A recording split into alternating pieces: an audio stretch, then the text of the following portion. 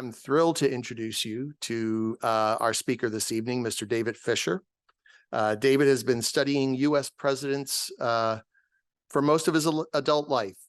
He has lined the walls of his home, he tells me, with his extensive collection of more than 1,100 first edition presidential biographies, dating to the founding of the Republic. After graduating with distinction from Stanford University, David has held career positions as a radio sportscaster, a management consultant, an executive in the federal government, and as a risk management expert. His leadership positions in government span the Department of Defense, the Government Accountability Office, and the Internal Revenue Service. He currently resides with Helene, his wife, in Bethesda, Maryland. So please join me in welcoming David Fisher.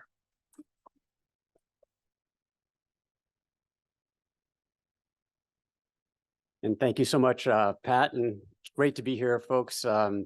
Pleasant good evening to you. It's great to be back here at Wheatland. My wife and I actually had made the drive up a couple of years ago to see the home. At the time, we brought our dog, Chester, who was, I think, 3 months old at the time, just a little puppy, and he loved running around these grounds. And for me, when I go to a new presidential site, I sometimes feel that same puppy exuberance. Whenever I get a chance to see history firsthand, and the beautiful home here in Wheatland is a great example of that. You know, it brings us back to a very difficult time in the United States history, where these four men, these presidents, Millard Fillmore, Franklin Pierce, James Buchanan, and Abraham Lincoln, all had the responsibility to lead this country. And they had that piece of paper in the middle there, that document, the Constitution of the United States, as a critical element to guide them through that process. And that's what we're going to talk about here today at a very difficult time. And we're going to talk about how Fillmore, Pierce, and Buchanan took a very similar approach to the Constitution, and we'll talk about some of the results that came from that. And then we'll talk about Mr. Lincoln, who took a very different approach in terms of his implementation of his interpretation of the Constitution, and we'll talk about that. These were difficult topics, not only slavery and the expansion of slavery, issues like states' rights, secession, the power of the presidency, the war powers of the presidency. Some of these were really being tested for the first time in difficult topics. And so we're going to explore that here this evening.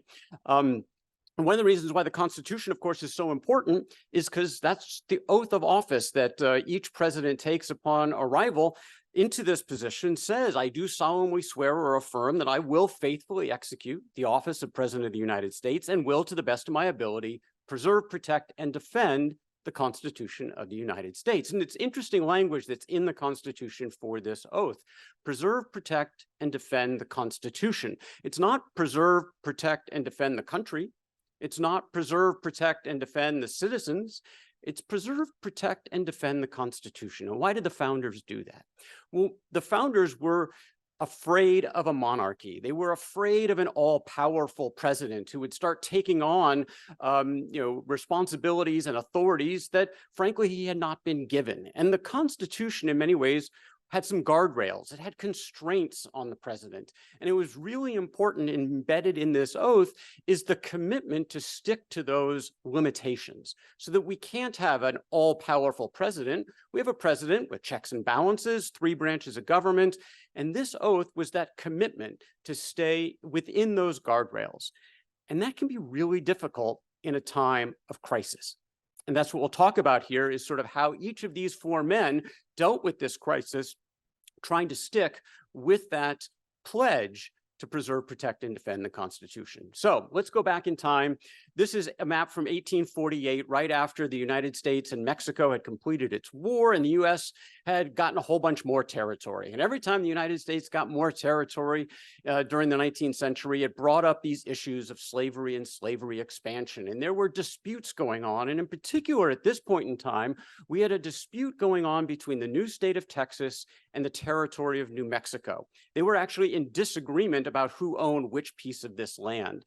And this became particularly acute because New Mexico wanted to come into the Union now as a state. They were considering that, and they wanted to come in as a free state. Well, Peter Bell is the governor of Texas at the time, and he's not very happy about this idea. He's saying, first of all, that's our land, not yours. It's going to have slavery on it. And he's actually calling up his own militia. He's calling other governors from southern states. Zachary Taylor's the US president. He's telling the folks in the Union Army, be ready to defend this territory. We're close to having the onslaught of a civil war right here prior to 1850, not the 10 years later that it actually happens. So it's a dangerous time, really, from the end of that Mexican War on this path to national fracture that we follow. Now, while this is all going on, there is a concerted effort in the United States Congress to try to mitigate these risks with a grand compromise. And we have Henry Clay here in the United States Senate, who had been so involved 30 years before with the Compromise of 1820, the Missouri Compromise. And he's now at the latter stages of his career. He's trying for another grand compromise. And this is bringing up some great senators coming to the United States Senate for some really powerful speeches coming from very different perspectives. And we'll share a couple of those with you. So John Calhoun, senator from South Carolina, the former vice president of the United States, one of our most staunch states' rights members of Congress, he said, "We as the representatives of the states of this union should come to a distinct understanding in order to ascertain whether the great questions can be settled. And if the North will not settle them on the broad principle of justice and duty, say so and let the states separate." This notion of secession and national fracture was very much in these discussions and these debates here in the Senate in 1850. Now, then you have the other side of the equation. You've got a pro-unionist, Daniel Webster from Massachusetts, and he's saying secession, peaceable secession. Who's so foolish to expect any such thing? Where's the line to be drawn? I'd rather hear of war, pestilence, and famine than hear gentlemen talk of secession. Very different perspectives. And then we have a new perspective that really is emerging for the first time here around these arguments of 1850. And it's William Seward, who is from New York. And he introduces this concept of a higher law. There is a higher law than the Constitution, he says, which regulates our authority over the domain. Let your broad domain descend to us unencumbered, free from calamities of human bondage. I'm opposed to compromise in any and all forms proposed. So a new concept, a higher law than the Constitution. Again, presidentially thinking, well, you took an oath to preserve, protect, and defend the Constitution. There's no notion there of a higher law, but the country is starting to settle on maybe we need to do things a little bit differently.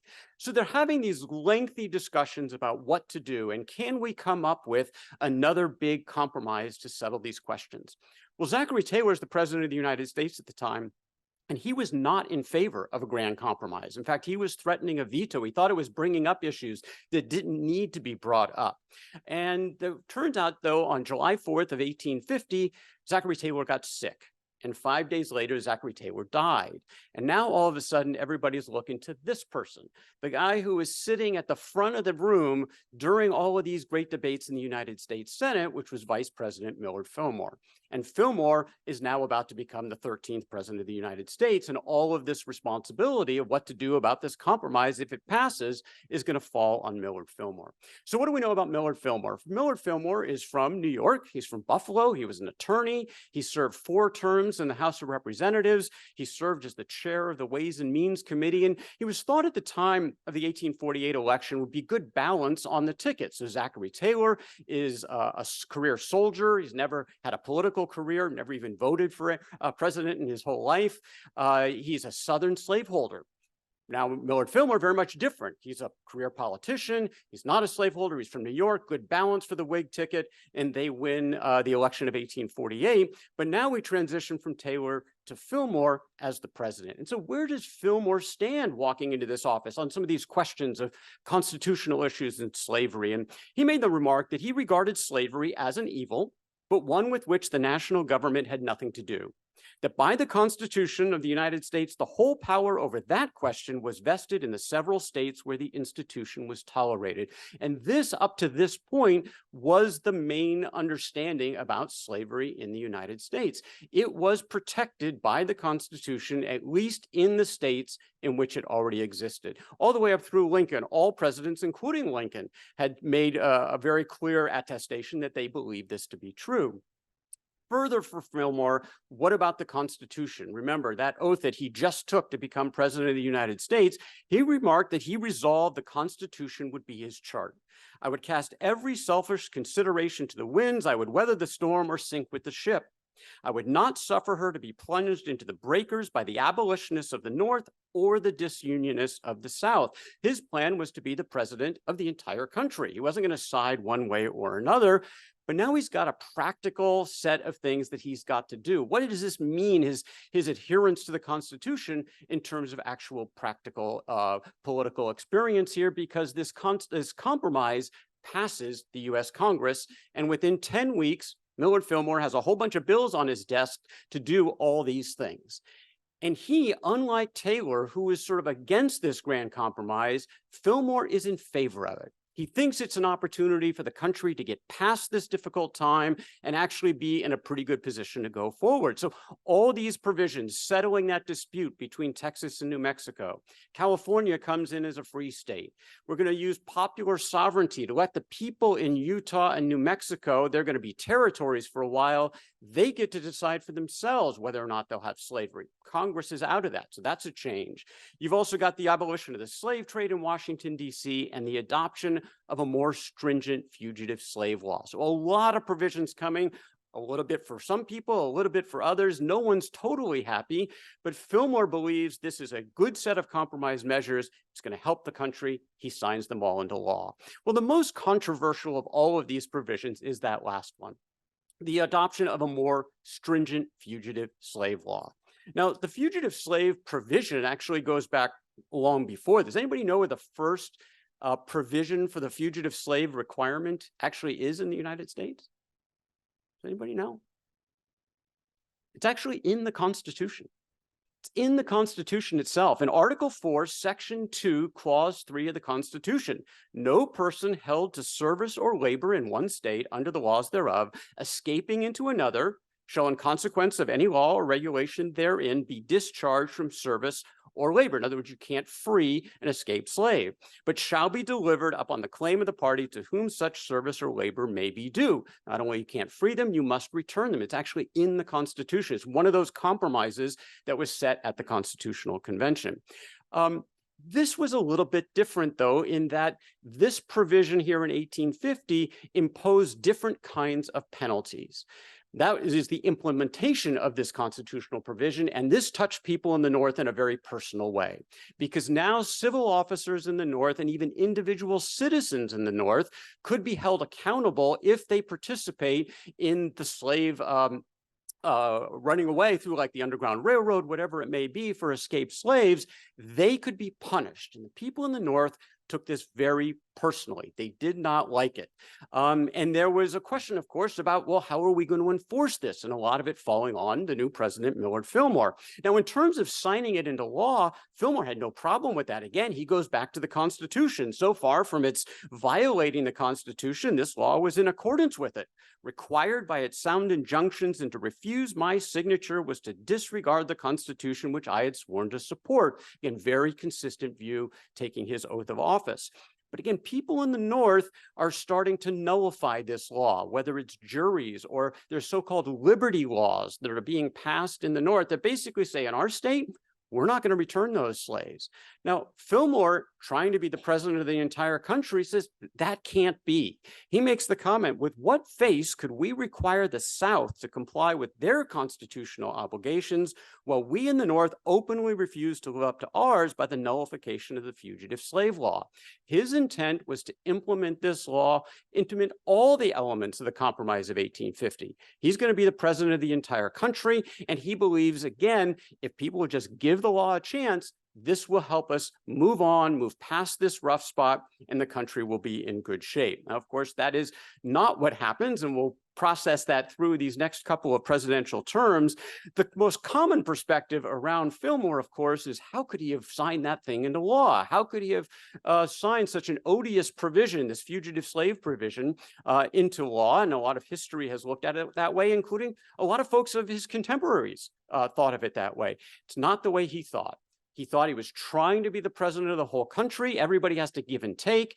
And if we just all sort of respect each other's rights, then we'll be able to go forward together. The one thing I'll say about this set of compromise measures, well, they're controversial and they're difficult, and we'll see them in terms of how they're trying to be enforced here throughout the 1850s. It did buy the country 10 years.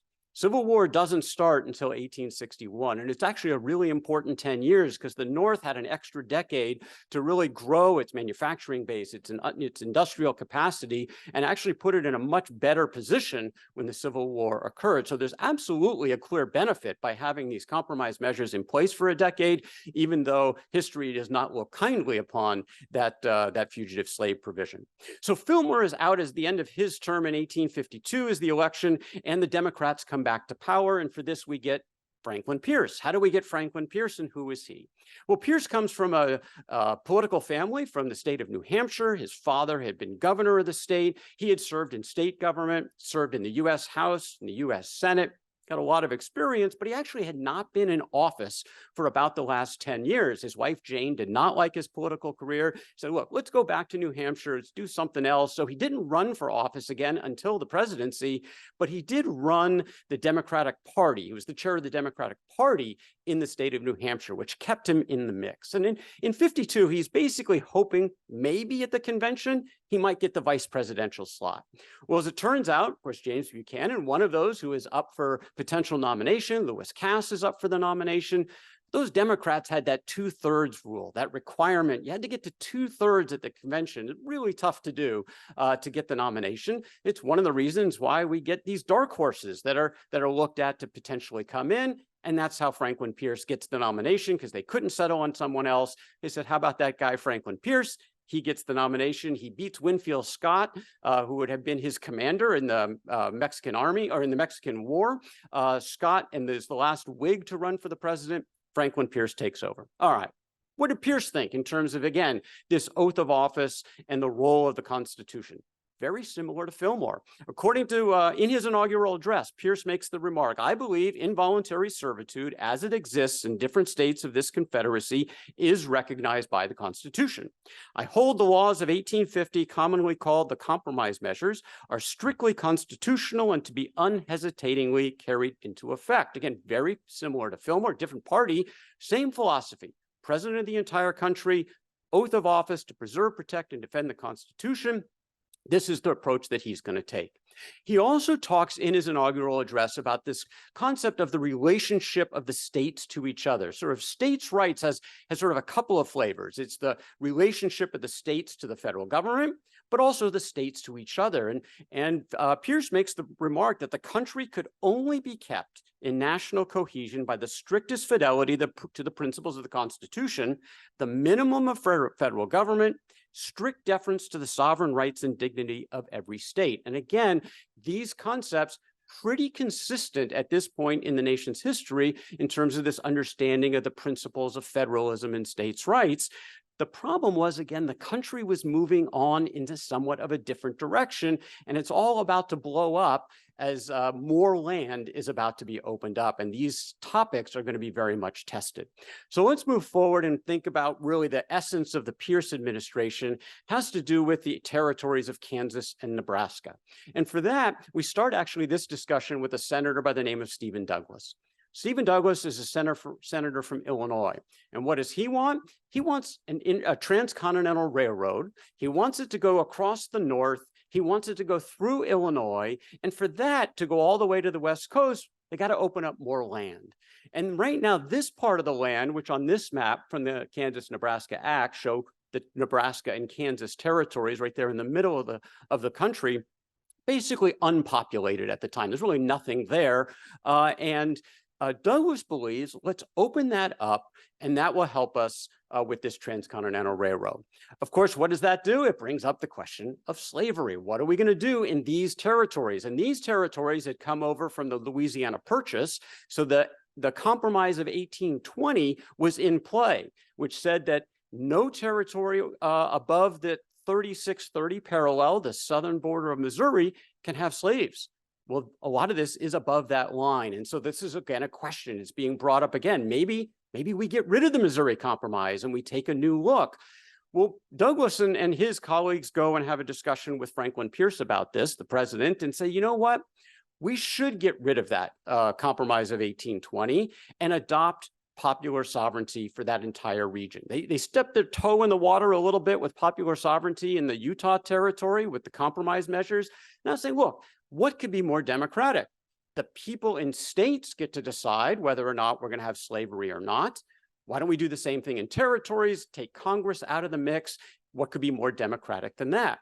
And Pierce listens to this argument and he says, makes sense to me. And Pierce joins Stephen Douglas in pushing for this law, which eventually passes, called the Kansas-Nebraska Act.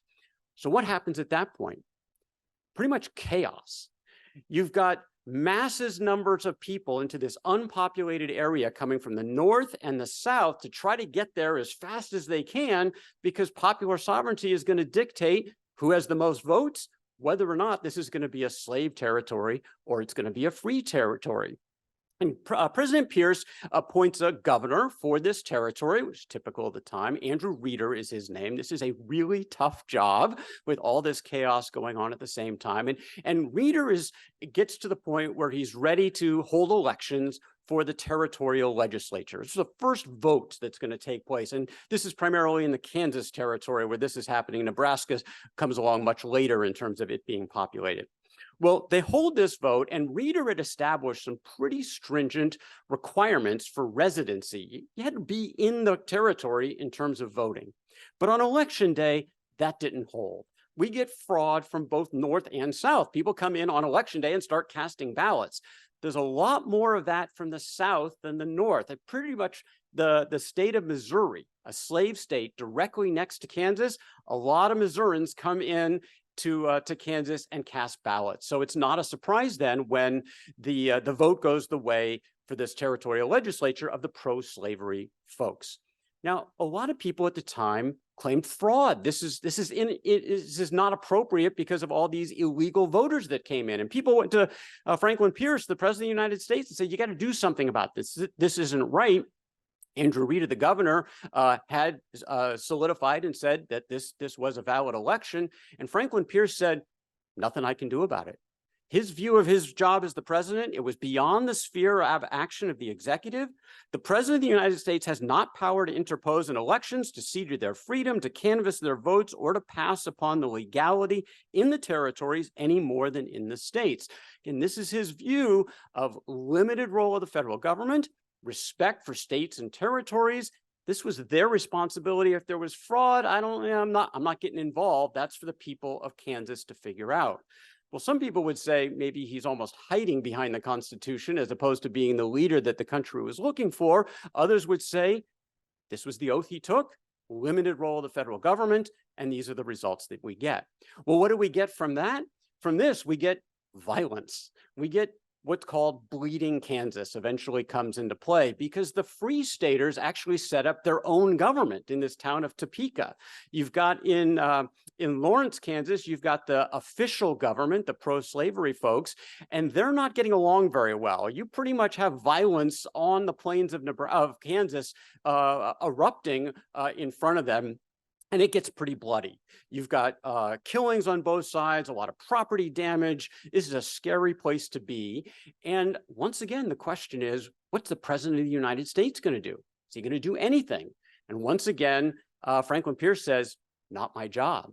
According to Pierce, the laws must be executed, but military force should not be employed until after the marshal has met with actual resistance in the fulfillment of his duty. Well, the marshal had met that resistance and it was not being fulfilled, but Pierce continued to say until really late in his term, he actually sent in his third governor that he had of the territory, he finally was convinced to bring some additional military in to try to quell some of this violence. But for a couple of years, it's really erupting on the plains of Kansas. But again, this was Pierce's view on the very limited role of the president, even in these times of great difficulty. And we'll hear more from Pierce a little bit later on. Pierce is not renominated, as we know, because James Buchanan then becomes our next president. This is obviously a picture from earlier in his career. Buchanan, in 1856, becomes the Democratic nominee. Buchanan, originally from the Mercersburg area in Pennsylvania, eventually comes here to Lancaster, this beautiful home, Wheatland, that he buys. He very accomplished political person, 10 years in the House, 10 years in the Senate, the minister to Russia, the minister to Great Britain, the Secretary of State to James Polk, as we had from this podium a couple of months ago. Professor Michael Cohen was talking about that interesting relationship between Mr. Polk and Mr. Buchanan. Very qualified. But this, again, is going to be a really tough job because the country is having a mini civil war going on right now in Kansas, and there's a lot of tension going on. So once again, we ask this question coming in, what's the perspective of James Buchanan when it comes to things like the Constitution, states' rights, and these kinds of topics? Well, I have this earlier picture of him because the first quote is from his days in the Senate. Way back in 1834, he had actually made a comment along these lines. He said, "The older I grow," of course, he was young at the time, "the more I'm inclined to be what is called a state rights man.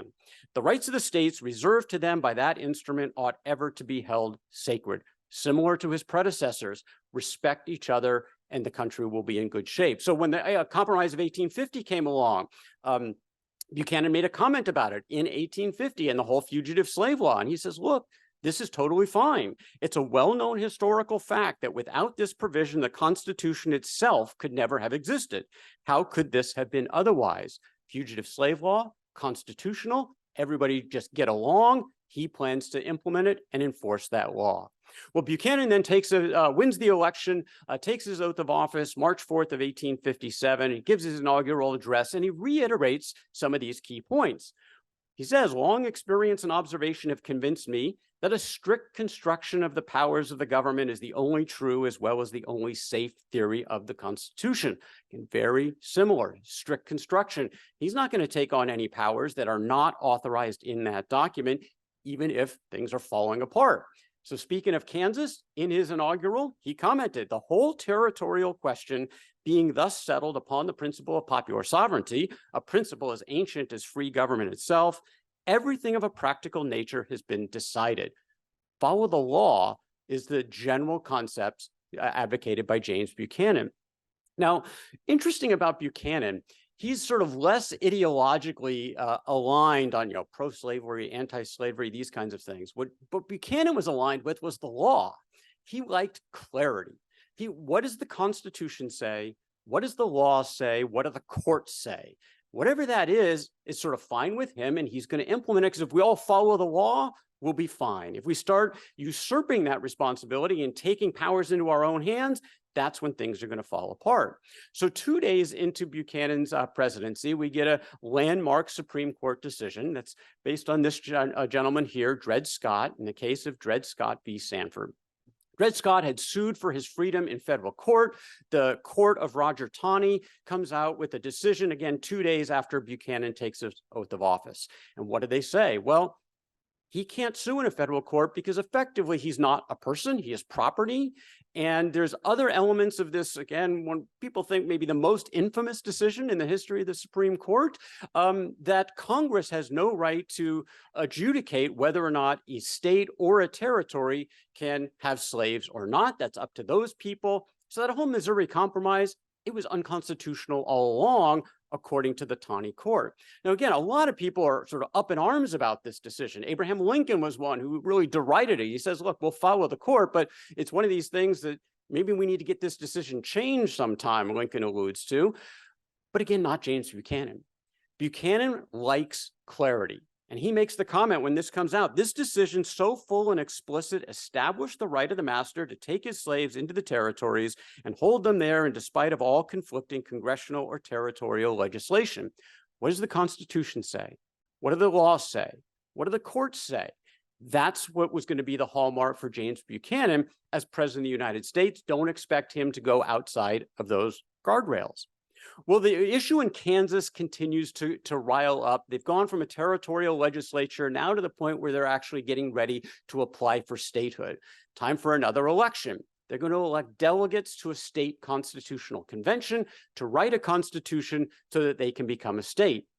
Same story again. Is it going to be a pro-slavery group or a free state group that comes together to get the pen in their hand to write this constitution? Well, this time around, the free staters decide there's going to be fraud, We know there's going to be fraud. People from Missouri, whatever, they're going to come in to vote.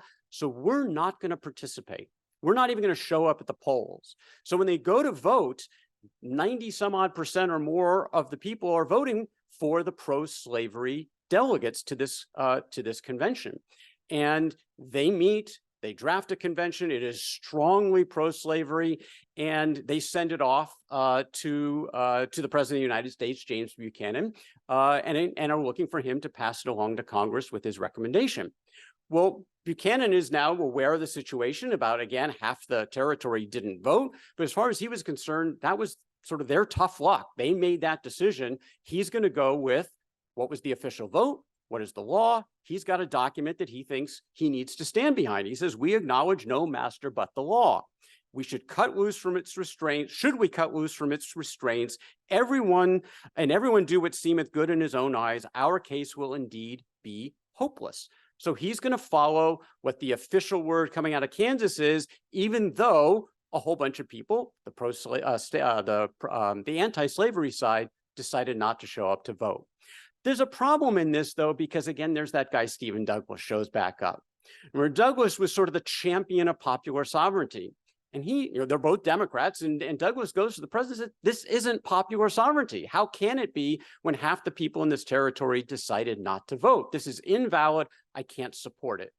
Well, Buchanan's taken aback by this because, again, as far as he's concerned, this is a legal decision that was made by the people of Kansas. And he basically confronts Douglas, says, Mr. Douglas, I desire you to remember no Democrat ever yet differed with an administration of his own choice without being crushed. Kind of threatens him there. Well, Douglas doesn't back down. He says, if this Constitution is to be forced down our throats in violation of the fundamental principle of free government under a mode of submission that is a mockery and insult, I will resist it to the last. Well, lines have been drawn in the sand. And the vote now is going to go to the U.S. Congress. The Senate's actually pretty straightforward. They approve the Lecompton Constitution. The House of Representatives, much more divided. Douglas is lobbying members of the House. Buchanan is lobbying members of the House, going back and forth. And in the end, Buchanan doesn't have the votes. It's not going to pass. The Lecompton Constitution actually goes down. He's very disappointed in this because he believes it's legitimate, but the Congress at this point is not ready to go along. They're sort of rejecting again because it wasn't a representative thing of popular sovereignty. And for now, they're back to square one in Kansas with yet another problem sort of unresolved, all leading to the next election. Now, Buchanan, of course, had taken a one-term pledge. He is not running. In the election of 1860, we've got actually 4 people in the race. And eventually, Abraham Lincoln wins this race. He is the first Republican to become president. The Republicans on a platform very similar to the Whigs previously, but with this provision in their platform, no more expansion of slavery. That's the hallmark of the Republicans. The Democrats had split. They tried twice, 2 conventions. They couldn't come to agreement. Douglas runs. The vice president, John Breckinridge, runs. They sort of split their votes. And you've got this guy, John Bell, running on another party, the National Union Party. Lincoln sweeps the North and wins the Electoral College actually quite easily, because you can see in this map, the electoral votes are really heavily favored to the high population centers in the North. It's a fact that there's 13 states, and in those 13 states, 99.96% of the population in those 13 states voted for someone other than Abraham Lincoln. 99.96% in 13 states voted for someone other than Abraham Lincoln. Those 13 states represented about 1/3 of the population of the country. Lincoln becomes president with less than 40% of the national popular vote, the lowest in American history. So he's the legitimate president. He's won the Electoral College, but the country is very much divided, and a big section of the country was not interested in him or, frankly, any other Republican of becoming president of the United States. So what happens next? Secession starts to kick in. The South says, I'm not going to be here with a Republican. They're going to take my rights away. Time to do something different. And we start having secession. Now, of course, again, this is on James Buchanan's watch. Lincoln is not president yet. He's president-elect. Buchanan's in charge. South Carolina goes first. December 20th of 1860, they vote unanimously in convention to secede from the Union. 6 other states, the ones here in red, follow over the course of the next 6 weeks, so that by the time Lincoln is inaugurated as president, 7 states have seceded. While this is going on, James Buchanan, President of the United States, people want to know, what is he going to do about it? Is he going to do anything? Is secession constitutional? Could he do anything about it? These were the questions that, again, the legalist that James Buchanan was trying to figure out so he could potentially take some action. And he confers with his Attorney General, Jeremiah Black, and they're trying to figure this out. And one of the reasons it's confusing is the Constitution is completely silent on this topic. There is nothing in the Constitution about how to get out of the Union, if you can get out of the Union. Plenty of talk about in the Constitution about how to get in. Nothing in the Constitution of whether you can leave or how you would potentially do it. So Black and Buchanan get together. They're looking at the Constitution as their guide. They're trying to figure out, well, what can we do here? And he comes up with some interesting conclusions. Buchanan says that in order to justify secession as a constitutional remedy, it must be on the principle that the federal government is a mere voluntary association of states to be dissolved at pleasure by any one of the contracting parties. If this be so, the Confederacy is a rope of sand to be penetrated and dissolved by the first adverse wave of public opinion in any of the states. Secession is not an inherent constitutional right. Secession is neither more nor less than revolution. James Buchanan concludes secession is unconstitutional. But what can he do about it? And this is the second part of the equation. A couple of weeks later, January 1861, he says, has the Constitution delegated to Congress the power to coerce a state into submission which is attempting to withdraw or has actually withdrawn from the Confederacy? If answered in the affirmative, it must be on the principle that the power has been conferred upon Congress to make war against a state. After much serious reflection, I have arrived at the conclusion that no such power has been delegated to Congress or to any other department of the federal government. So for James Buchanan, secession is unconstitutional, but I can't do anything about it. And for that, he was ridiculed. He was ridiculed by a lot of his contemporaries, including William Seward, who's about to become Lincoln's Secretary of State. And Seward said about Buchanan that no state has the right to secede unless it wishes to, and that it's the president's duty to enforce the law unless somebody opposes him. Again, he was essentially ridiculed, but Buchanan saying, look, it's nothing in the document. I got to figure something out. And I'm going to not look beyond the document to come up with my own answer. I'm going to look what's in there. Secession unconstitutional, nothing I can do about it. Well, as this is moving forward, take a second to again think about how difficult it was to make a decision on sort of the constitutionality of secession when the document actually doesn't mention it. One of the interesting things, again, I've studied in my journey through the presidents and writing my Presidential Chronicles series of biographies, up to starting on FDR right now. So I'm up to 30 of these folks, and I've studied them trying to, one of the things I look for, especially in the first 18, did any of them actually say anything kind of on the record about secession? Was there a consensus among our early presidents on this topic? And the truth is, it's all over the map. These are the 11 that I've documented that have actually commented either in letters or in diaries or publicly about the constitutionality of secession. And all four of the ones that we're talking about today are up there, including a couple on the unconstitutional side. Millard Fillmore, Abraham Lincoln, Andrew Jackson, among the most ardent in this category, that he was a big states' rights guy right up until it came time to secession. That was not happening on his watch, which was talked about at the time. And so those on the far right, secession unconstitutional. This middle column I describe, again, is sort of a nuanced interpretation like Buchanan, where it's unconstitutional, but I can't really do anything about it. So a little bit of both sides. Franklin Pierce, our fourth president we're talking about today, he made the comment around the time of the fracture of the country, look, if we can't live in peace, maybe we should separate in peace. And he didn't necessarily describe a provision on how to do that. It wasn't something he was advocating, but he thought maybe it would be better off if we did. So he was open to this notion that there should be or could be a way to actually have a peaceful separation. Ulysses Grant is interesting, as he wrote in his memoirs, which come out in the 1890s, right around when he's about to pass away. He said in his memoirs that secession was potentially constitutional at the beginning of the Republic. But once new states came in and the new interrelationships between those states started to happen, then secession was no longer constitutional. So again, sort of a nuanced, differing kind of interpretation. But then we got these folks on the left, very clearly secession is constitutional. Thomas Jefferson, we'll talk about the Declaration of Independence. Of course, he's the author of that. We'll talk about that here in just a moment and its implications for this topic. But Jefferson actually, it was 1798, 1799, where he and James Madison were getting together and they're looking to nullify what's called the Alien and Sedition Acts that had passed under John Adams and around that time of 1798, 1799 that they thought were unconstitutional and they're looking to nullify.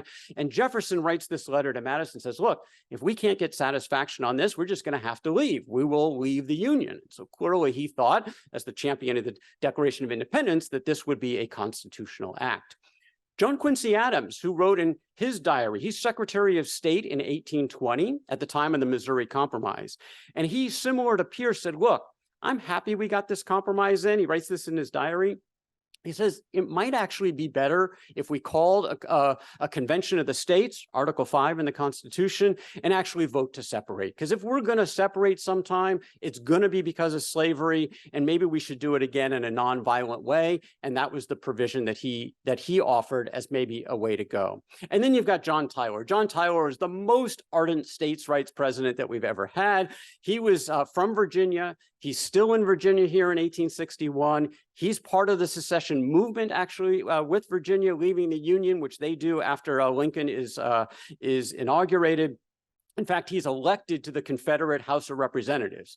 He never sits in the House of Representatives because he dies just before he had his chance to, but ardently in favor of this notion of secession if the right circumstances come to pass. So we're completely all over the map, a very difficult roadmap to follow on this topic of the constitutionality of secession. I'm going to share a quote with you here for a moment. It's from one of the 11. See if you can identify, what does this sound like? Who do you think said this? Any people anywhere have the right to rise up and shake off the existing government and form a new one that suits them better. Any portion of such people that may revolutionize and make their own of so much of the territory as they inhabit. This is a most valuable, a most sacred right, a right which we hope and believe is to liberate the world. Anyone know who said that? I've heard two different ones here. The most common answer that I hear on this question is Jefferson, because it sounds a lot like the Declaration of Independence. But the answer is Abraham Lincoln. Abraham Lincoln said that in 1848. And he was talking about Texas at the time. Texas seceding from Mexico, seeking its own independence. And he was a supporter of this. And he's in the US Congress. He served just the one term. And he makes this very bold statement on this sacred right that we hope to liberate the world. Obviously going to have a different opinion when he becomes the president. We'll get there in just a moment. You know, Lincoln and the Constitution, we're going to talk about sort of their relationship between these two. It's a little bit tricky. But Lincoln and the Declaration of Independence, now that was really his guide more than anything else. And he said just before he became president, I've never had a feeling politically that did not spring from the sentiments embodied in the Declaration. I'd rather be assassinated on the spot than to surrender it. Big fan of the Declaration, right? Well, when Lincoln talks about the Declaration, in particular, like in the Lincoln-Douglas debates in 1858, he talked a lot about the Declaration. He really honed in on one sentence, and it is sort of the most sort of poetic sentence, maybe in American history, written by Thomas Jefferson. We hold these truths to be self-evident, that all men are created equal. They're endowed by their creator with certain unalienable rights, that among these are life, liberty, and the pursuit of happiness, a phrase that we're all familiar with, again, very much about what the American experiment is all about. Lincoln is absolutely aligned to this, including the phrase, obviously, all men are created equal. Those 35 words represent 3% of the Declaration of Independence. 97% of the Declaration is about secession. We are seceding from Britain. And if you look at this other paragraph here, from just one paragraph from the Declaration, that whenever any form of government becomes destructive of these ends, it is the right of the people to alter or to abolish it, and to institute new government. Prudence indeed will dictate that governments long established should not be changed for light and transient causes. But when a long train of abuses and usurpations pursuing invariably the same object evinces a design to reduce them under absolute despotism, it is their right, it is their duty to throw off such government and to provide new guards for their future security. Sounds a lot like what Lincoln was talking about in 1848. It's also what the people of South Carolina were talking about in 1860, because they quote in their secession ordinance very liberally from Jefferson's Declaration of Independence. So you get sort of this disconnect between Lincoln and his affinity for the Declaration, but this notion of what was the Declaration of all about? It was announcing that the colonies were forming a country and leaving Great Britain. It's interesting, in 1861, as the Civil War is about to begin, and I quote here from Cornhill Magazine in London. The comment was, "With what pretense of fairness, it is said, can you Americans object to the secession of the Southern states when your nation was founded on secession from the British Empire?" So again, it depends on where you sit. All right, so Lincoln is now the president of the United States, or he's about to become the president. He's going to be inaugurated. And during the interregnum, this period where Buchanan's been the last 4 months of his presidency, Abraham Lincoln has been completely silent. People want to know, what do you think about all this secession stuff? There's only one president at a time. It's not me. I'm not saying anything. So everybody is now paying attention on Inauguration Day on March the 4th of 1861. What's Lincoln going to say? And he addresses these topics very directly, starting with slavery. "I have no purpose, directly or indirectly, to interfere with the institution of slavery in the states where it exists. I believe I have no lawful right to do so. I have no inclination to do so." And that's consistent with what he has said in the past. He even goes so far. Remember, we talked about there were some constitutional amendments that were proposed and discussed in Congress during the interregnum. And one of them was to actually sanction slavery in perpetuity in the states in which it already existed. It's implied, as Lincoln said here, by the Constitution. Maybe we'll just make that explicit, and maybe that'll make the South accept this. And Lincoln, in his inaugural address, says he's willing to sign up for that. He said that holding such a provision to now be implied constitutional law, I have no objection to its being made express and irrevocable. Well, imagine if the 13th Amendment was that, instead of the 13th Amendment that we eventually get 4 years later, which forever bans slavery from the United States. If the South accepted this offer, chance we could have had the 13th Amendment would have been to sanction slavery in the states where it already existed in perpetuity. So, of course, the South does not accept this, in part because of what Lincoln said next. Lincoln said, despite his affinity for the Declaration, I hold that in contemplation of universal law and of the Constitution, the union of these states is perpetual. Perpetuity is implied, if not expressed, in the fundamental law of all national governments. It's safe to assert that no government proper ever had a provision in its organic law for its own termination. It follows from these views that no state upon its own mere motion can lawfully get out of the union, that resolves and ordinances to that effect are legally void. Very different from what, again, he had said in 1848, his affinity to the Declaration, that sacred right. He's now president of the United States. He's coming down very clearly that secession in his mind is unconstitutional, and he's not going to let it happen. Well, a month later, we get the battle for Fort Sumter, and the Civil War is underway, and Lincoln calls for 75,000 volunteers to suppress this rebellion. And he immediately runs into some trouble, because to get the people from the north, down to the south to try to suppress the rebellion, they're getting on trains and they're getting stuck, in part because there are some riots and there's objections from Confederate sympathizers in this travel corridors, kind of Philadelphia to Baltimore to Washington, D.C. It's highly disruptive. In fact, there's a couple of riots. 4 Union soldiers are killed in one, 30 are wounded. Lincoln says, I can't have that. I've got to do something about it. And so he actually issues an order to the commanding general. Winfield Scott was still the commanding general at the time, at the beginning of the war. And he says, I'm suspending the writ of habeas corpus. You can now arrest anyone in that travel corridor if you decide, the military decides, that they are disrupting the war effort, unfairly or unnecessarily criticizing the government, supporting the Confederacy, any of those things. You can arrest them. You can hold them in a military prison, effectively without charge, for as long as we need to. We need to clear up this area. Well, one of the people who was arrested is a gentleman by the name of John Merryman. And John Merryman didn't like this outcome. He thought it was unfair. He thought it was illegal. And he applied for this writ from the courts. And it finds its way to Roger Taney. the Chief Justice of the Supreme Court, who has another job, like all the Supreme Court justices at the time. He's riding circuit over the circuit that has authority over the space where Merriman is arrested. So it comes to him, and he says, well, the federal courts are up and running. He should have his chance to go in front of a judge and plead his case. And so he signs out the writ. It's delivered to the military prison where Merriman is being held, and they deny him entry. So look, our commander-in-chief says that writ doesn't apply anymore. We're not going to deliver this. Merriman's still going to be imprisoned. Well, Taney is not very happy about that. Sort of an unprecedented move by the national executive to ignore an order from the Chief Justice of the Supreme Court. Pretty much never happened before. Andrew Jackson sort of did it once, but mostly this has never happened before.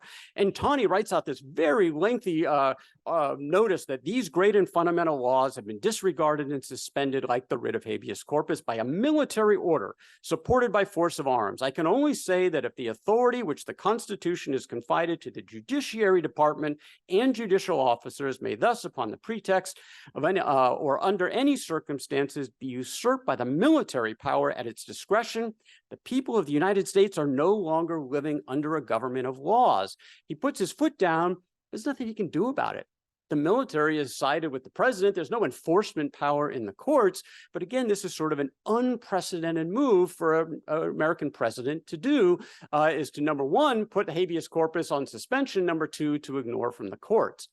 Now, there was a question again about the constitutionality of this act from the beginning, because there is a provision in the Constitution that says in times of insurrection or rebellion that you can suspend the writ of habeas corpus. That is in Article 1 of the Constitution. Article 1 belongs to the Congress. Article 2 belongs to the executive, the president. Article 3 belongs to the judiciary. That's really clear. Lincoln, maybe not so much. He puts a defense of his decision forward just a short while later, and he says it is insisted that Congress and not the executive is vested with this power. But the Constitution itself is silent as to which or who is to exercise the power. And as the provision was plainly made for a dangerous emergency, it cannot be believed the framers of the instrument intended that in every case, the danger should run its course until Congress could be called together, the very assembling of which might be prevented, as was intended in this case by the rebellion. There's two key points here, and let's take them one at a time. The first is the Constitution is silent as to who has this authority. Well, Abe Lincoln has his nickname Honest Abe for a reason. He really was honest as the day is long, and that's what all of his contemporaries sort of said, except maybe right now, because this is probably the most disingenuous statement that Abraham Lincoln ever made. When Gouverneur Morris, who I don't know if you know, in the Committee of Style at the time of the Constitution, he's the one who took it from a bunch of articles and whittled it down to the final 7 articles that they actually put together. And he organized it very explicitly. Article 1, Congress. Article 2, the president. Article 3, the judiciary. He did not go through line by line and say, the Congress shall, the Congress shall, the Congress shall. He didn't need to. Everything in Article 1 belongs to Congress unless it says otherwise. In fact, if you look in Article 1, Section 9, where the provision about habeas corpus is listed, look at just the next 3 lines are right here. No bill of attainder or ex post facto law shall be passed. No capitation or other direct tax shall be laid. No tax or duty shall be laid on articles exported from any state. It doesn't say Congress shall, Congress shall, Congress shall, because it doesn't need to. It's in Article 1. These are clearly all powers solely for the rights of Congress, not of the executive. So the line before about habeas corpus, clearly the responsibility of Congress. Honest Abe may be playing fast and loose here. But let's talk about the second part of Lincoln's statement. There was an emergency. Couldn't wait. Congress was not in session at the time. He didn't have them to turn to. And he had to get these troops through this difficult corridor and in there to suppress the rebellion. Maybe he has a point here. But Congress then comes into session 2 months later, July of 1861. And they start passing a whole bunch of laws to authorize Lincoln to raise troops, to pay for them, to really finance and construct a war model so that he can suppress the rebellion. They don't suspend the writ of habeas corpus. That doesn't happen until 1863, 2 years later. And over those 2 years, the Lincoln administration arrests, incarcerates almost 10,000 people, mostly American citizens. And they did it again for speaking out against the government, speaking out against the war, potentially political adversaries that were involved in this. There's some cases of that. 10,000 are arrested not based on his executive order, not on any authorization from Congress. Now, why would Lincoln do that, and why would he think he has the power to do it? And of all the things that we're talking about here this evening, this next statement is probably the most important if we're thinking about how Lincoln thought about his responsibilities in this time of crisis under the Constitution. Abraham Lincoln said in 1862 in September, "As Commander-in-Chief of the Army and Navy in time of war, I suppose I have a right to take any measure which may best subdue the enemy." Any measure which may best subdue the enemy. Now, if you think back to the Constitution ratification process, way back 1788, Patrick Henry, the man of individual liberty, give me liberty or give me death. The reason Patrick Henry opposed the Constitution was because this was his greatest fear, that a national executive would look at the Constitution and look for ways to sort of move between the lines, not a strict constructionist like a Fillmore or a Pierce or a Buchanan, but to be able to maybe, especially in time of national crisis with the military by his side, effectively make himself a king, as they had thought about it in terms of the monarchs of Europe, who had this ability to take any measure that they felt was appropriate. Now, there's nothing in the Constitution that says that he can do this. The provision about being commander-in-chief that's in there in Article 2 simply says the president is the commander-in-chief of the Army and Navy. It doesn't say anything else. So it doesn't really put guardrails on, but nobody to date had certainly interpreted this broadly that the president can effectively do anything he wants. And we're going to see it now in a couple of other examples beyond all these arrests that he's being made. The timing of this statement was not an accident.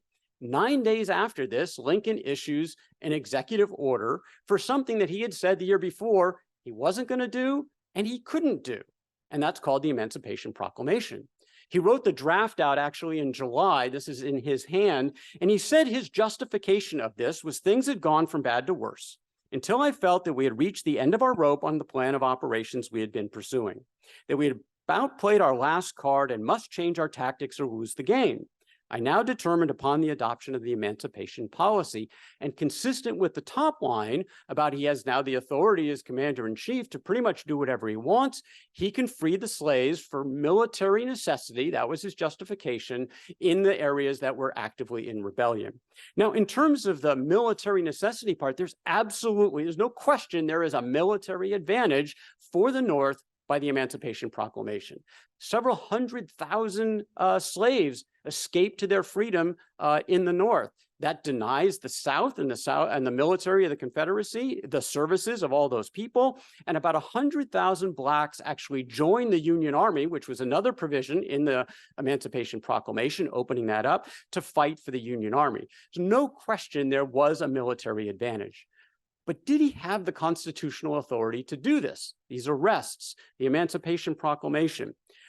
Well, Lincoln again continued to address this. He would write letters that he knew were going to be made public because he was getting criticized about this, not just from the South, but even some people in the North. And so in 1863, he writes a couple of letters. This one is to Albert Hodges. Was it possible to lose the nation and yet preserve the Constitution? By general law, life and limb must be protected, yet often a limb must be amputated to save a life. But a life is never wisely given to save a limb. I felt that measures otherwise unconstitutional might become lawful by becoming indispensable to the preservation of the Constitution through the preservation of the nation. Right or wrong, I assumed this ground and now avow it. In his mind, if he has to break the Constitution in order to save it, to save the country and preserve the Union, that was within his authority to do so. Now, again, those other presidents that we talked about, Fillmore, Pierce, Buchanan, they would never have made these kinds of statements. That wasn't their view of the Constitution. Lincoln, in his role, he thinks this is necessary and it's appropriate. Last one on some of the acts that Lincoln took. He actually thought that about all those arrests, he might have made a mistake. He might have actually waited too long, and he should have started arresting people before they even committed a crime. Lincoln said that of how little value the constitutional provision I have quoted will be rendered if arrest shall never be made until defined crimes shall have been committed. And in this letter to Erastus Corning, he lists by name Confederate leaders that he said, you know what? I probably should have arrested them because we knew they were going to be treasonous and go join the Confederacy before they even did. Once again, taking this notion of sort of violating the Constitution in order to save it really to a level that is, unprecedented. And again, he says, in view of these similar cases, I think the time might not unlikely come when I shall be blamed for having made too few arrests rather than too many. Now, most in the North actually supports this approach. That Erastus Corning letter, that was read by millions of people. It was one of the most widely read documents of the entire Civil War. Most of the people in the North support this perspective because the principle of trying to preserve the Union was paramount on top of everything else. But not everyone. He certainly was criticized. In fact, the Democratic platform in 1864 is sort of a laundry list of the president violated the Constitution with this, with this, with this, with this. And so there is political opposition, including from one of his predecessors, Franklin Pierce. Franklin Pierce, who had gone back to New Hampshire, actually goes on the record criticizing Lincoln really strongly. Again, this different view of that oath of office and the responsibilities of the president. He said at the time that Lincoln declared martial law early in the war, "Is this not the worst form of despotism? Martial law declared throughout the land. Let there be no more talk of sovereign states, of constitutional rights, of trial by jury, of legal protection for persons and property." This is wrong, according to Pierce. We don't violate the Constitution in order to save it. For the Emancipation Proclamation, when it comes out, this is what Pierce said. The last proclamation of the president caps the climax of folly and wickedness. What will the world say of a proclamation emanating from the President of the United States in defiance of the fundamental law of the country, for the upholding of which he ought to have been willing to shed his own blood? They both took the same oath: preserve, protect, and defend the Constitution. They have very different interpretations of what that meant and very different outcomes. As we wrap things up, I want to talk about those outcomes for just a moment. And what has history thought about this? And we sort of painted this story of three presidents who, strictly enforced sort of the rigors of the Constitution and their oath, and their outcomes weren't very good. The country was basically breaking under them. Lincoln comes along and sort of changes all that, and he's willing to break the Constitution in order to save it. And eventually, he actually does the two most important things maybe any president has ever done. He preserved the Union and he freed the slaves. So does the end justify the means? Well, what does history say? So we're on C-SPAN today, so I pulled up their survey of presidents. Of course, there are several other ones out there, and we know here at Wheatland that this is a common topic about sort of where does James Buchanan sit in the overall scheme of things. But if you look at the three strict constructionists, they're all near the bottom: Fillmore, Pierce, and Buchanan. Lincoln breaks the Constitution to save it. In this, he's number one. Most of the surveys, he's either one or two. Him and Washington kind of go back and forth. But what's interesting to me about this, again, is, what's the criteria that we use to assess these presidents? And at one point, again, as I was going through my journey and writing my books, of trying to figure out, well, if I wanted to rate these presidents, what criteria would I use? And to be honest with you, I stopped because I kept arguing with myself and I couldn't come up with really something that I was convinced was the right criteria. This is the criteria that the folks at C-SPAN use: individual leadership characteristics. And there's 10 of them there. There's nothing wrong with any of the 10. The 10 are all really good. And this is, if you look at the people, I incredibly respect the people who actually vote on this different survey. But I do believe there's a couple of things missing. When I was putting my list together, there are a couple of things that I would have put early on. And one of them is fidelity to the oath, that preserve, protect, and defend the Constitution. It's not up here. And I'm not saying that that's going to drop Lincoln 30 spots or it's going to raise the other ones by 20 spots. It's going to have maybe a little bit of an impact.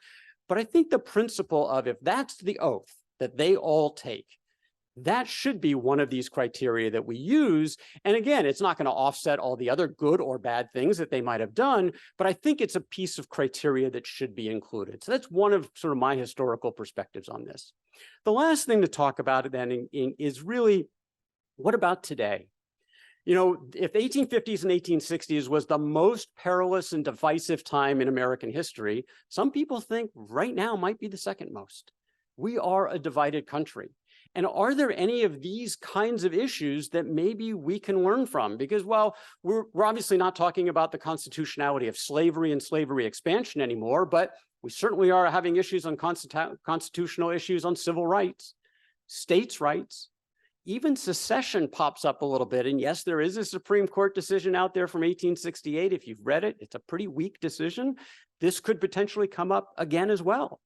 But the one I want to hone in here on the end is this one we've been talking about with Mr. Lincoln and his view on the power of the executive, particularly as the commander-in-chief. And again, that statement that as commander-in-chief of the Army and Navy in time of war, I suppose I have a right to take any measure which may best subdue the enemy.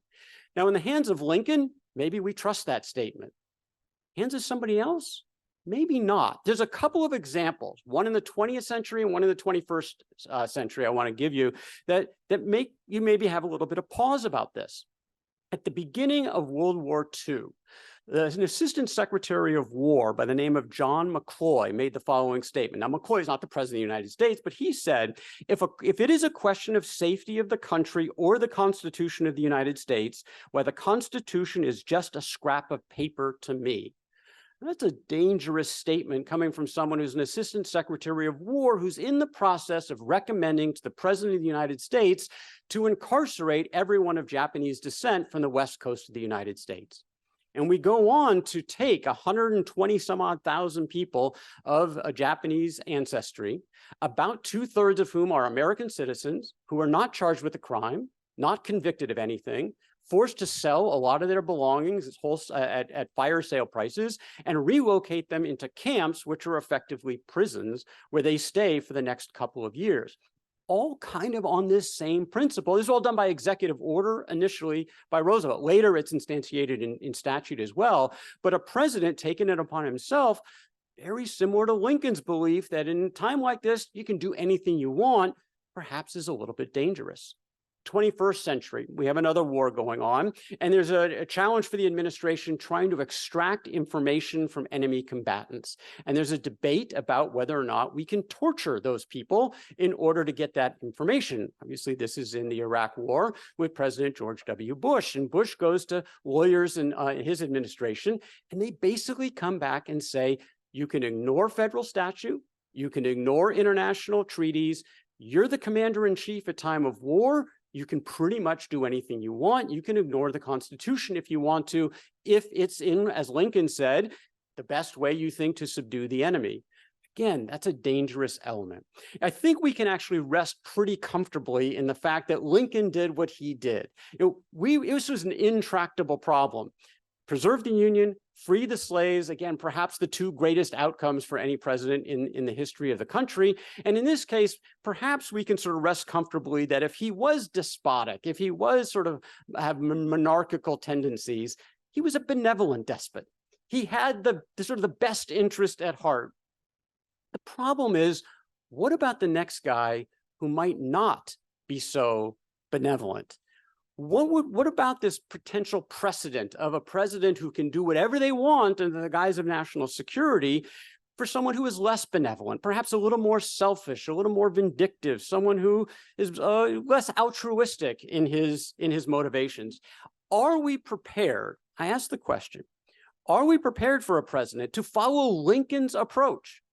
His almost doctrine-like view where you can do these kinds of arrests, even extra constitutional methods, ignore the courts, place people under arrest, usurp the authority of Congress, and eviscerate elements of the Bill of Rights, whether it's the First Amendment, the Second Amendment. Because it's a time of war, you're the commander-in-chief, you can get rid of all of that. Well, again, maybe in Lincoln's hand, we're okay with that, and he got great outcomes. If it's somebody maybe, again, less benevolent, a little bit more selfish oriented, that could be a little bit of a problem. Could it happen? Well, I think history says it could happen. And the question then is, should we grapple with that potential now or perhaps after it's too late? And with that, I'd love to take your questions. Pat.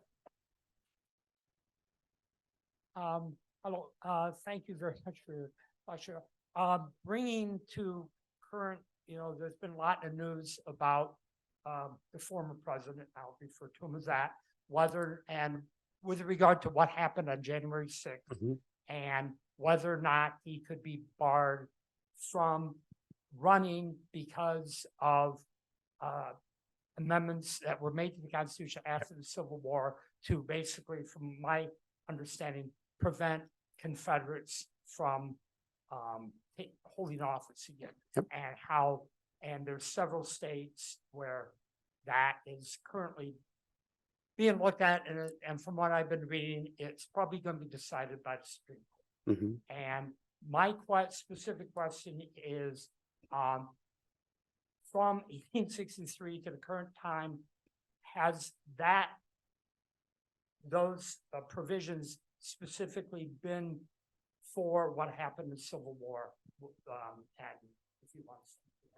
Yeah, so again, to repeat, the question is referring to January 6th and whether or not the actions of the former president taken on that day would potentially disqualify him from being able to run for president under the auspices of the 14th Amendment, which had some of those kinds of provisions that would prevent Confederates from then running for office. And it is something, as you said, in the courts, and I don't think at this point we know how it's going to turn out, in part because what's the definition of an insurrection? And that really is a defined term in the eyes of the beholder. I think if we talked about the definitions of secession being all over the place, I think we would have the same kind of disconnect on the topic of insurrection. In terms of my knowledge of ever seeing that applied, I don't. The answer is no, to my knowledge. Certainly there were Confederates who were not allowed to run for office, exactly what the amendment was intended for, because they were clearly involved in insurrectionary activity. And that was the purpose of that part of the 14th Amendment. And they were barred from office. Of course, many Confederates did run for office and hold positions both at the state level, but even at the federal level as well. But there were some that were barred from participating. But from my understanding, that's never been applied other than in the case of the Civil War until the discussions going on right now. And for that, we'll have to wait and see. Thanks for the question. Confusion arises after we have elections. Lincoln had less than 40% of the vote. Right. And some of the discussions I've had with other folks is they get confused between what is the only true election that takes place for a president. And it's called the election, the Electoral College, not what happens at the states. Yep. In your travels through these 4 presidents, any discussions or whatever about the Electoral College? So the Electoral College, again, has sort of been controversial from the beginning because it's deemed sort of undemocratic. It doesn't, because of the 2 senators in every state, you get sort of this imbalance in some of the smaller populated states that have sort of an excess number of electors. That's been talked about as an issue from the beginning. But it's also been accepted from the beginning because if we didn't have that compromise, if we didn't have the 3/5 compromise, if we didn't have the fugitive slave compromise, we wouldn't have had a country. I mean, the Constitutional Convention was a convention of compromises, and this one about the Electoral College was certainly a heated argument about how are we going to determine representation in the House and Senate, and how are we going to elect the president. And they came up with this sort of quirky little rule to use the Electoral College based on the representation in Congress of how many votes you get per state. There have been people who've been upset about that from the beginning, but it's also the kind of thing that to undo that would be very difficult because the states that like it, the smaller states, effectively have a veto. To get a constitutional amendment through, not only do you need 2/3 of the Congress, you need 3/4 of the states. And there's enough of those states that like the Electoral College that I think pretty much will preclude it from going away. Now, unless there's sort of some realignment going on where all of a sudden like party trumps state or something like that, without something, and I think that's unlikely, I don't see it changing, even though many people back in those days, these days, today, find it to be undemocratic. I don't see it changing because of, again, compromises were made because if we didn't have those kind of compromises, we would not have had a constitution and the country would have split back in the 1780s. Yes, sir. Pierce, Fillmore, and Buchanan were criticized for being motivated by being somehow deferential to the South in their views. Do you think that's justified, or is the answer rather that they were just strict constructionists? So it's a really good question. I've certainly heard that before, and I'll repeat it as the question of the criticism of Pierce or Fillmore, Pierce, and Buchanan of being sort of pro-South, being criticized for that, and is that sort of a fair criticism? I can give you their answer, and I'll give you a little bit of my answer. Their answer is obviously that's unfair because they weren't being pro-South, they were being the president of the whole country. And that's the way they viewed it. Now, many people, certainly posterity looks back at this and on these topics around the time of the Civil War, they said, well, the South was on the bad side. And so therefore, anybody who sort of favored the South was doing something inappropriate. That's not how they looked at it. They looked at it again, they're the president of the whole country. We have this compromise of 1850, and a compromise, nobody gets everything they want. Fugitive slave law comes up a lot about this, and they say, look, again, it's in the Constitution. This is a constitutional requirement to have a law in there, along with these other things that the North wanted and they got. This is a reasonable balance. Let's all follow the law, respect each other's states, and the country will be able to persist without having to have something like a civil war. And so they have that view, and I actually think there's merit to that view. I mean, the word was doughface was the term that was often used as sort of a Northerner with Southern sympathies. And Buchanan certainly had a lot of friends and colleagues from the South, as did Pierce. Jefferson Davis was in Pierce's cabinet. Pierce was actually much more aligned to Jefferson Davis than he was Abraham Lincoln. But again, part of that was his view that the South is just as much part of the country as the North. They have interests. The Constitution and the country was founded on these states' rights principles. Slavery is sanctioned. We don't have a moral ability here, or a higher law, if you will. Our job is to be the president and the government of the entire country. And I think there is some merit to that. You know, it's easy to criticize because, again, looking backward, it seems like that's the wrong side of the tracks. But I think from their perspective, most presidents, most of the people who were president prior to Lincoln would have considered, not all, but most, would have been, I think, pretty similar when it came to those things, because they also viewed themselves, again, as being the president of the entire country.